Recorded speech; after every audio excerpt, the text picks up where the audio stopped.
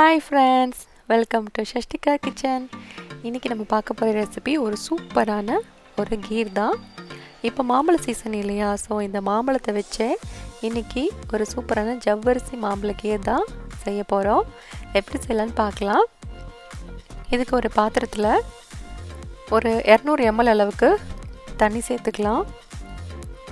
தண்ணி சேர்த்துட்டு நல்லா கொதி வரட்டும் தண்ணி. இப்போ நான் இதில் 100 கிராம் அளவுக்கு ஜவ்வரிசி எடுத்து கழுவி வச்சுருக்கேன். இது கூட சேர்த்துக்கலாம். நான் இன்றைக்கி எடுத்தது ரொம்ப சின்ன சின்ன ஜவ்வரிசி, ஸோ எனக்கு 10 நிமிஷம் தான் ஆகும் இது குக் ஆகிறதுக்கு. கொஞ்சம் பெரிய ஜவ்வரிசி எடுத்திங்கன்னா ஒரு 10 நிமிஷம் போல் ஊற வச்சுக்கோங்க. ஊற வச்சுட்டு நல்லா கழுவிட்டு அதுக்கப்புறமா குக் பண்ணிக்கலாம். ஜவ்வரிசி வேகும் போது ரொம்ப கெட்டியாக ஆரம்பிக்கும். ஸோ இடையில 2-3 தடவை நல்லா கிளறி விட்டுக்கோங்க, அடிப்பிடிக்காமல். ஒரு 10 நிமிஷத்துக்கு அப்புறமா ஜவ்வரிசி நல்லாவே குக் ஆகிடுச்சு, நல்லா கெட்டியாகிடுச்சு. ஒருவேளை ரொம்ப திக்காக இருக்குன்னா நீங்கள் கொஞ்சமாக சுடு தண்ணி கூட ஆட் பண்ணிக்கலாம். இப்போ இது கூடவே 200 ml அளவுக்கு பால் சேர்த்துக்கிறேன். இந்த பால் சேர்த்துட்டு நல்லா கலந்து விட்டுக்கோங்க.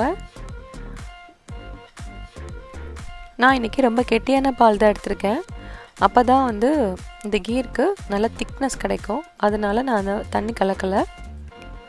இப்போ நான் பால் நல்லாவே கொதி வர ஆரம்பிச்சிருச்சு. இப்போ இதில் நாட்டு சர்க்கரை 1/2 கப் அளவு சேர்த்துக்கிறேன்.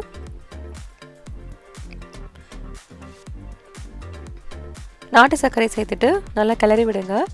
ஒருவேளை உங்களுக்கு நாட்டு சர்க்கரை டேஸ்ட்டு பிடிக்கலை அப்படின்னா நீங்கள் சுகர் கூட சேர்த்துக்கலாம், உங்களோட இஷ்டம்தான். சேர்த்தோடனே உங்களுக்கு கொஞ்சம் நல்லாவே லூஸ் ஆக ஆரம்பிக்கும். ஒரு 5 நிமிஷம் போல் இது கொதிக்கட்டும், ஆனால் லோ ஃப்ளேம்லேயே வச்சு கொதிக்க விடுங்க. இப்போ இது நல்லாவே குக் ஆகிடுச்சு. இதை கம்ப்ளீட்டாக நீங்கள் கூல் டவுன் பண்ணிக்கணும், நல்லா ஆறட்டும். இப்போ ஒரு 1/2 கப்பு போல் மாம்பழத்தை எடுத்து நல்லா பேஸ்ட்டு பண்ணி எடுத்து வச்சுக்கலாம். இப்போ நம்ம ஏற்கனவே ரெடி பண்ண ஜவ்வரிசி பாலும் நல்லாவே சில்லுன்னு ஆயிடுச்சு.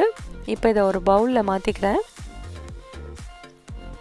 மாற்றிட்டு நம்ம பேஸ்ட்டு பண்ணி எடுத்து வச்ச மாம்பழத்தையும் இது கூட சேர்த்துக்கலாம்.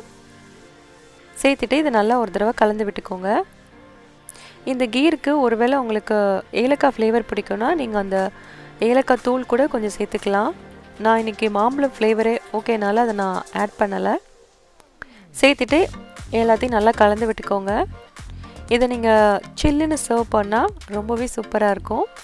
இப்போ அடுத்து சர்விங் பவுலுக்கு மாற்றிக்கலாம்.